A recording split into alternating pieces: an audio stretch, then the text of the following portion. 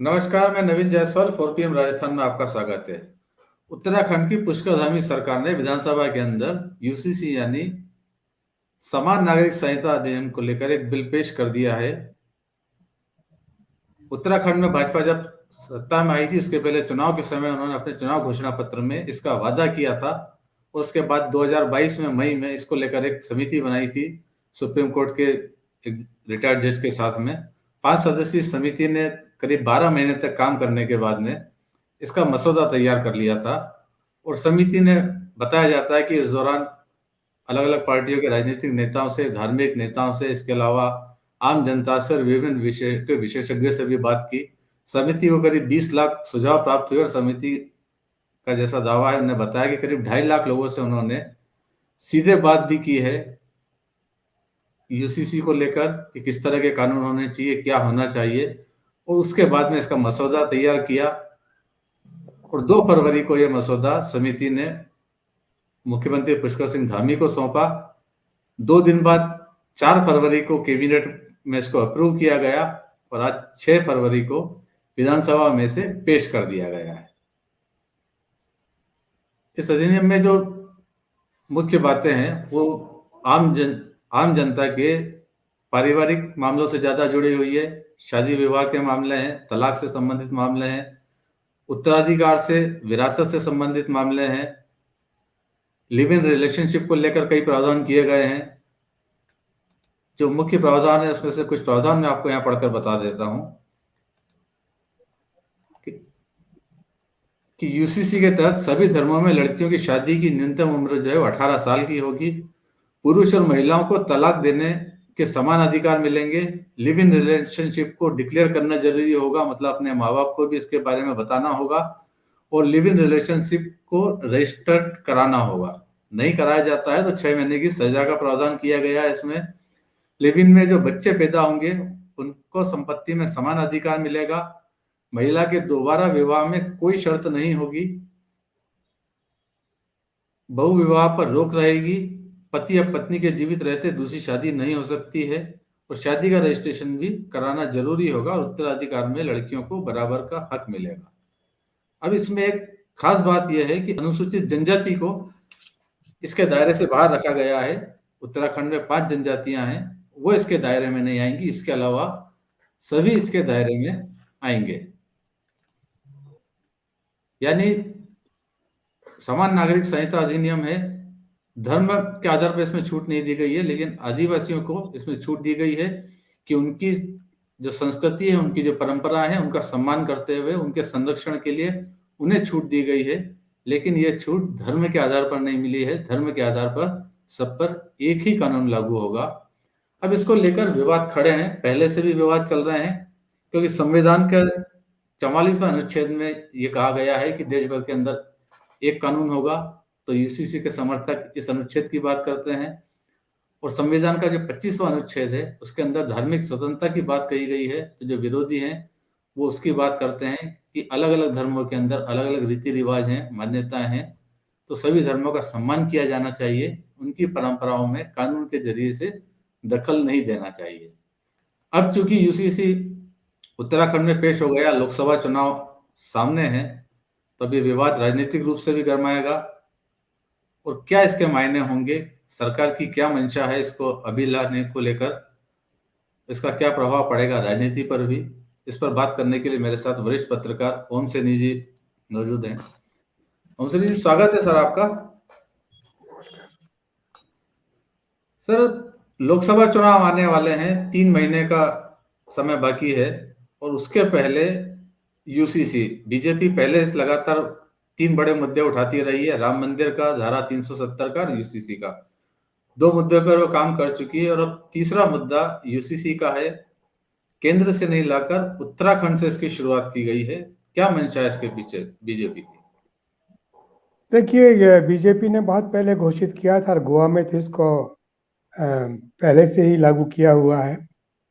चूंकि ये संघ और राज्य का समवर्ती जिसे बोला जाता है, उसके बीच में राज्य की माध्यम से भी आ सकता था और केंद्र के माध्यम से भी आ सकता। केंद्र की जब मंशा यही है तो कोई परेशानी होने का सिलसिला ही नहीं है। लेकिन इसका जो प्रचार हुआ उत्तराखंड वाले समान नागरिक संहिता का, वो कुछ इस तरीके से हुआ जैसे कि पूरे हिंदी बेल्ट में, यानी आसाम में भी और उसके बाद में यूपी में भी, सब जगह इसको, मध्य प्रदेश राजस्थान में भी शायद, जहाँ जहाँ इनकी सरकारें होंगी वहाँ वहाँ इनको लागू किया जा सके, इस तरह का इनका एक ख्याल है। लेकिन इससे जो टेंशन हो रहा है वो एक बहुत बड़ा समुदाय जो हमारे ही देश में साझा संस्कृति का हामी जिसे हम लोग कहते रहे हैं अब तक, अब उसमें एक टेंशन पैदा हो जाएगा। उत्तराखंड से ये टेंशन प्रारंभ होगा। उन लोगों ने पहले से कहा है कि हमारे यहाँ जो कुछ हमारे इस्लाम में जो कुछ कहा जाता है उसके अतिरिक्त अगर कोई बात होगी उसे हम स्वीकार नहीं करेंगे, उसके लिए लड़ेंगे, राज्य से लड़ेंगे, कानून से लड़ेंगे और अपने अधिकारों को संविधान के अनुच्छेदों के माध्यम से ही पेश करके और अपनी बात आगे बढ़ाएंगे। जिस तरह की छूट आपने जनजाति को दी है, उस तरह की छूट वो ये धर्म के आधार पर भी चाहते हैं कि हमारा एक समूह है जिसका एक पूरा लंबा इतिहास है और अलग किस्म से विवाह होते हैं, अलग किस्म से तलाक होती है, उसमें नाइंसाफी भी होती होगी, इसमें कोई शक नहीं है, लेकिन उस पर चर्चा किए बगैर 13 महीनों में इन 5 लोगों की समिति ने सारा तय कर दिया, मसौदा बना लिया। ये तो 5 महीने का जो सदियों से जो सिलसिले चले आए हैं उनको आप 13 महीने में कैसे आपने तय किया है? ये कहते हैं कि इतने लाख लोगों से बात हो गई, ये सब बातें गले से उतरती नहीं है। बहरहाल अब जब आपने विधानसभा में पेश ही कर दिया है विधेयक को, तो अब जब चर्चा होगी तो इसके बीच में बाकी समूह भी बोलने लगेंगे और हिंदुओं में भी कई कई किस्म के सिलसिले हैं, उनको लेकर के बात होने लगेगी, तो ये चर्चा तो होगी अब, क्योंकि आसाम तो तैयार बैठा है कि इधर से हम मुक्त और खट से लगा दें, तो लोकसभा के चुनाव से पहले इसको गरमाने का सिलसिला मुझे नजर आ रहा है। जी चलिए जी, जिस तरह से मुस्लिमों की बात हो रही है, उनके विवाह के और तलाक के और नियम अलग हैं, तो जैसे मोदी सरकार ने पहले 3 तलाक को लेकर कानून बनाया, कई सरकार दावा करती रही कि मुस्लिम महिलाओं का भी इसका बड़ा समर्थन मिला है। तो इस तरह के मसले अगर जो कानून में अगर विसंगतियां हैं कुछ इस तरह की मुस्लिमों के कानून में, तो उसको पहले एड्रेस किया जाता, उन्हें पहले सुलझा लिया जाता और एक मिनिमम कॉमन मिनिमम प्रोग्राम की तरह एक मिनिमम उसके ऊपर आप पहुंच जाते कि जहां पर सहमति होती, उसके बाद अगर यूसीसी लाया जाता तो शायद बेहतर होता। नवीन जी, देखिए मुश्किल ये है कि वर्तमान राष्ट्रीय सरकार और साथ साथ में प्रांत की सरकार है, उसका रुझान बहुत अलग किस्म का है। वो अपने आप को वो साझा संस्कृति के हामी नजर नहीं आते हैं और इन्हीं इन्हीं इसी तरह के कदमों से नहीं आते, क्योंकि जो बातचीत संवाद से तय होनी चाहिए वो बातचीत टकराव से कैसे तय होगी? आप जिस जिस जो संप्रदाय अपने विवाह के और अपने तलाक के और अपने गोद लेने के सारे रवैये ही अलग रखता रहा है, उसके सामने कहेंगे ये सब बंद कीजिए, सिर्फ ये जो देख रहे हैं मसौदा इसके मुताबिक ही होगा, तो इससे तो टेंशन होगा ना। तो ये मेरा ख्याल है कि ठीक रास्ता नहीं है। और ये और जो एक हमारे समाज में जिस तरह की आजकल उत्तेजना पैदा हो रही है राजनेताओं के सारे इन सब कर्तव्यों के माध्यम से, वो मेरा ख्याल है और बढ़ेंगे और तकलीफ होगी। यूसीसी को लेकर पहले ये माना जा रहा था कि देश में इसे लागू करना बड़ा मुश्किल है, क्योंकि देश में अलग अलग संस्कृति के लोग हैं, उनकी अलग अलग परंपराएं हैं, मान्यताएं हैं, समाज और जातियों के भी अलग अलग नियम हैं, तो इतने सारे समूहों को एक कानून के ऊपर लेकर आना ये बड़ा मुश्किल काम है और इसको लेकर विरोध होना तय था। अब ऐसी स्थिति के अंदर जब आप एक देश के अंदर एक कानून की बात कर रहे हैं और टकराव होने का रास्ता था, तो टकराव होने के अंदर आपने अनुसूचित जनजातियों को पहले अलग कर दिया कि उनको जो उनके कानून है वो चलने दिए जाएं और सिर्फ धर्म के आधार पे किए जाएं। तो जो मंशा थी उसकी एक देश एक कानून की, वो तो शायद पहले ही खत्म हो जाती है इससे। आप बिल्कुल ठीक कह रहे हैं कि जोन सारी भोटिया, थारू, राजी, बुक्सा, ये जो सारी जनजातियां हैं, इनके वैवाहिक, इनके गोद लेने के तरीके, इनके सारे संस्कार हैं वो बहुत विपरीत किस्म के, अलग किस्म के हैं, जो हिंदू समाज से या हिंदू उससे कतई ही मेल नहीं खाते हैं। बड़े अलग पारंपरिक उनका सारा सिलसिला है, चूंकि लेकिन वो बहुत बड़ा वोट बैंक है, मतदाताओं का बड़ा भारी विस्तार है उनके अंदर। तो ऐसी स्थिति में उनको अलग रख करके और साथ में सिर्फ जो अल्पमत के लोग हैं और लेकिन अल्पसंख्यक हैं, और साथ साथ में जिनके साथ में एक अलग किस्म की आजकल जो टेंशन बनी हुई है, वो एक तरीके से संकेत किए जा रहे हैं उस ओर ना, उसके असर तो होंगे। तो ये क्यों करना चाहते हैं, ये समझ में नहीं आ रहा है। और इतनी जल्दी क्या थी कि साहब आप चूंकि ठीक है, आपने चुनाव में घोषणा पत्र में लिखा था, आपने कहा था ये हम करेंगे, लेकिन इसके लिए अगर डेमोक्रेटिक तरीके से आप पेश आते और इनके जो धर्म गुरु हैं, जो इनके संप्रदायों के लीडर हैं, उन लोगों से बुला करके बात करके उनकी सहमति के साथ में अगर कदम बढ़ाते, तो जैसे 3 तलाक में फर्क पड़ा है उसी तरीके से इसमें भी, इनमें फर्क पड़ सकता था। लेकिन इस ओर को प्रयास ही नहीं हुए। ये जो कमेटी बनी है, ये कमेटी कहाँ, ये तो आज आज पता लगा कि एक सुप्रीम कोर्ट के जज की लीडरशिप में 5 लोगों की कमेटी बनी और उन्होंने मसौदा 13 महीने में तैयार कर दिया और उसको उन्होंने लेकर के और विधानसभा में पेश कर दिया। तो ये बड़ा जल्दबाजी के साथ में काम किया है। आने वाले अगर लोकसभा चुनावों से पहले ही सारा सिलसिला ये करना चाहते हैं, तो ये इसका अर्थ क्या है? ये तो अपने आप में एक प्रवोक करने का तरीका है, जिसे रोका जाना चाहिए और चर्चा होनी चाहिए। अब लेकिन कहाँ चर्चा, अब तो विधानसभा में चर्चा हो गई, उसके बाद में बाहर प्रतिक्रियाएं होंगी, क्या क्या गलत हुआ और क्या सही हुआ है। जी, जिस तरह से कानून लाया जा रहा है, मुस्लिम समुदाय का साफ कहना है कि वो इसका विरोध करेंगे, उन पर थोपा जा रहा है, तो टकराव होगा और टकराव से कहीं ना कहीं ध्रुवीकरण होगा, जिसका फायदा बीजेपी को मिलेगा। शायद यही मंशा है, इसलिए इस कानून को लाया जा रहा है। नहीं, वो समझते हैं कि जिस तरीके से गोवा के अंदर पुर्तगालियों के जमाने का जो सिविल का यूनिफॉर्म लॉ लागू हुआ हो रखा है, तो अब बाकी समाजों में भी, बाकी प्रदेशों में भी किया जा सकता है। लेकिन वो तो पुर्तगाली जमाने से है, जब आजाद नहीं हुआ था गोवा तब से है। उसमें ये मसौदा थोड़ा ही है। ये सब चीजें डाल करके और उसके साथ में जिस तरीके से किया जा रहा है ना, तो वो मेरा ख्याल है कि वो ठीक नहीं है। गोवा का चल गया, वो इसलिए चल गया कि गोवा की आबादी उन सब चीजों को 100 साल तक देखती रही है और उस तरीके से, और वहाँ पर मेट्रोपॉलिटन कम्युनिटीज हैं, इसलिए कोई दिक्कत भी नहीं है। लेकिन यहाँ आप उत्तराखंड के अंदर आप जानते हैं कि ट्राइबल्स को इस पर बहुत ऐतराज होगा, तो आपने उनको बाहर कर दिया। तो रहे कुल मिलाकर के अल्पसंख्यक, तो आपकी नीयत पे शक होता है ना, सरकार की नीयत पे शक हो रहा है कि क्या कर रहे हैं आप, समाज को बांट क्यों रहे हैं। ये फैसला आपने अगर दोनों समुदायों से मिलकर किया होता तो सहज रूप से हो सकता था, लेकिन ऐसा आपने नहीं किया है। इसका मतलब ये है कि समाज को बांटने से नहीं घबरा रहे हैं, जबकि आपको चिंतित होना चाहिए कि आपका एक नागरिक समूह जो बहुत लंबे अरसे से आपका एक हिस्सा है, इस प्रदेश का हिस्सा है, नए उत्तराखंड के बनने से पहले का हिस्सा है, तो उसको आप इस तरीके से नजरअंदाज कैसे कर सकते हैं? सर, जिस तरह से उत्तराखंड में लाया गया और अब कई राज्यों के अंदर ये बात हो रही, महाराष्ट्र में ये बात हो रही है, असम के अंदर ये बात हो रही है कि दूसरे राज्य भी यूसीसी को लेकर आएंगे, अपने अपने राज्यों के अंदर लागू करेंगे। तो लगता है लोकसभा चुनाव के पहले ये भी एक बड़ा मुद्दा होगा। इसमें तो कोई बात ही नहीं है। देखिए, तलाक का सिलसिला, गुजारा भत्ता, जमीन, संपत्ति सब अगर आ गए इसके अंदर, जो सामान्य समाज के और जाति के लोगों के साथ में जुड़ी हुई चीजें हैं, और इन सब पे अगर आपने अपने बंदिशें लगा दी, वो हमारे हिंदुओं में बहुत सारी, हिंदू समाज समुदाय में बहुत सारी जातियां हैं, संप्रदाय में बहुत सारी जातियां हैं, उनके क्या ख्यालात हैं, कैसे वो लोग सब स्वीकार करेंगे या नहीं करेंगे, उनके यहाँ किस तरह से विधवा विवाह का सिलसिला क्या है, नाते का सिलसिला क्या है, जनजातियों में जिस तरीके से होता है वैसा कुछ हिंदू समाज में भी तो होता है। तो उनको कितनी इसकी सहमति मिलेगी, ब्राह्मण कैसे सोचते हैं, ठाकुर कैसे सोचते हैं, और बाकी जमातें कैसे सोच रही हैं, ये सब भी तो होगा। तो इन पे अभी से ये इस वक्त जो तकरार का सिलसिला है, मेरा ख्याल है कि मेरा ख्याल है कि जो शासन है उसको पता है इस बात का कि हिंदुओं में इसमें ज्यादा भेद नहीं मिलेगा, लेकिन इस्लाम के अनुयायी जो वहां पर हैं उनके साथ में तो बड़ा तकरार होगा ना।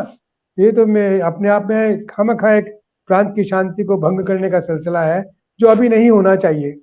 उस पर चर्चा होनी चाहिए थी, जो चर्चा से बच के और सीधा सीधा इम्प्लीमेंट करने का सिलसिला इन्होंने कर दिया। केंद्र के हस्तक्षेप की कोई इसमें होगी नहीं, कानून भी इसमें कुछ कह नहीं पाएगा, क्योंकि अब न्यायालयों में तो विवाद जाएंगे, लेकिन न्यायालयों में विवाद जाकर के कोई स्टे तो मिलने वाला है नहीं, क्योंकि जो जो जो कानून बनाने वाली सबसे बड़ी विधानसभा का जो सिलसिला है उसको कौन चुनौती देगा? उसके अगर किसी के मूल अधिकारों का अगर उसमें हनन हो रहा होगा तो निश्चित रूप से उसको उसको राहत मिल सके, लेकिन समाज को थोड़ी, समाज जाएगा तो वो भी लंबा चलेगा फिर किस्सा। हमने मस्जिद वाला सीन देखा ही है, कितना लंबा चला है। अब ये अगर ये सब सिलसिले होंगे तो इसमें भी फिर वही कानूनी रास्तों पे चीजें उलझ कर रह जाएंगी। जी सर जी, पहले की बात है जब देश में कानून बनते रहे और धार्मिक आधार पर उस पर अलग अलग मान्यता रही, हिंदुओं के नियम अलग रहे, मुस्लिमों के नियम अलग रहे, तो उन कानूनों में छूट देने के लिए मुस्लिम पर्सनल लॉ लाया गया कि उनके जो मुस्लिमों के कानून हैं उनके धार्मिक मान्यता के अनुसार उन्हें छूट दी जाए। देश में कानून जरूर बने लेकिन मुस्लिमों को उनकी परंपराओं के अनुसार, उनकी मान्यता के अनुसार कानून मिले बने, जिसको लेकर बीजेपी आज तक आरोप लगाती रही है तुष्टीकरण का कि एक देश में अलग अलग कानून बनाए जा रहे हैं धार्मिक आधार पर। अब वही चीज बीजेपी कर रही है आदिवासियों के साथ। अगर वो यूसीसी ला रही है उसके बावजूद आदिवासियों को कि वो नाराज नहीं हो इसलिए उन्हें इन कानूनों से छूट दी जा रही है। तो जो कांग्रेस ने मुस्लिमों को लिए किया था और वही आज बीजेपी आदिवासियों के लिए कर रही है, क्योंकि आज उनको विरोध का डर है और कल हो सकता है कि जब बाकी सब स्तरों पर विरोध खत्म हो जाए तब उसके बाद आदिवासियों को भी इसमें शामिल कर लिया जाए। देखिए, इन सब बातों का निर्णय करने के लिए ही संविधान का निर्माण किया और उस वक्त एक एक चीज पर बड़ा डिस्कस हुआ है। हमारे संविधान के जो 22 हिस्से हैं उनके अंदर इन्हीं सारी बातों का जिक्र है। तो इसमें इतनी जल्दबाजी के साथ में फैसले करने का सिलसिला नहीं होता, क्योंकि हम लोग पहले ही, मैंने आपसे कहा एक शब्द, साझा संस्कृति का हम लोग सब चलाते रहे हैं और हमारा संविधान उसी को रिप्रेजेंट करता है।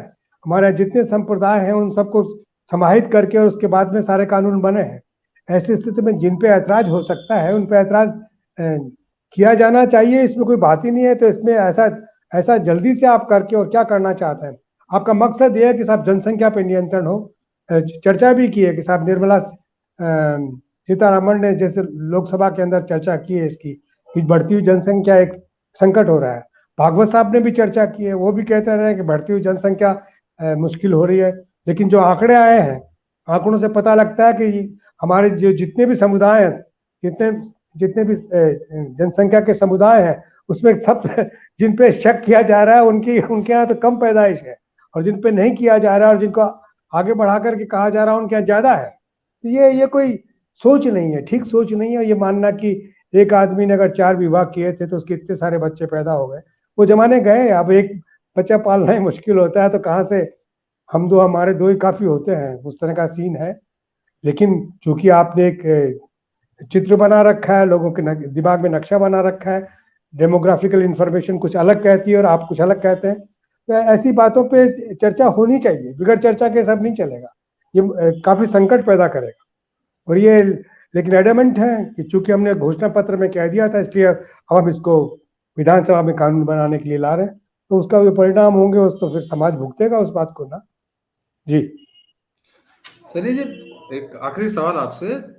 धारा 370 जब हटाई गई थी तब उसे एक बड़ा कदम माना जा रहा था और तब यह दावा किया जा रहा था कि इसके बाद कश्मीर की समस्या खत्म हो जाएगी। हालांकि कश्मीर में हालात अभी भी सुधरे नहीं है, शांति वहां अभी भी नहीं आई है। उसके बाद राम मंदिर का मुद्दा हुआ, राम मंदिर का प्राण प्रतिष्ठा समारोह कर दिया गया। बीजेपी ने उसको बड़े उत्सव की तरह, बड़े इवेंट की तरह उसको पेश किया। इन दो बड़े चुनावी वादों के बाद में अब यूसीसी की भी जरूरत पड़ रही है। यूसीसी भी लोकसभा चुनाव के पहले आनंद फानन में लाया जा रहा है। तो क्या उन दो मुद्दों से बीजेपी आश्वस्त नहीं है लोकसभा चुनाव को लेकर, इसलिए अब एक नया मुद्दा तैयार किया जा रहा है जो ध्रुवीकरण पैदा करेगा? देखिए, भारतीय जनता पार्टी और केंद्र सरकार, मोदी जी और शाह जी और संघ, सब लोग जिस तरह का देश बनाना चाहते हैं उस देश को बनाने के लिए जो जो चीज़ें लाभदायक लग सकती हैं, जो जो चीज़ें वो बहुसंख्यकों को जोड़ सकती है, उन सबको वो करेंगे, इसमें कोई शक की बात नहीं है। इस विधेयक को पेश करने के दौरान जिस तरह के नारे लगाए गए हैं, ये कोई विधानसभा का सिलसिला थोड़े ही है जहाँ वो मंदिर की तरह आप नारे लगाएंगे। वैसा ही जैसा रिपोर्ट आई है अभी के साथ विधेयक पेश किया तो कैसे नारे लगे हैं, तो ये तो प्रवोकिंग है सारा, और ये तो बांट करके देखने का सिलसिला है।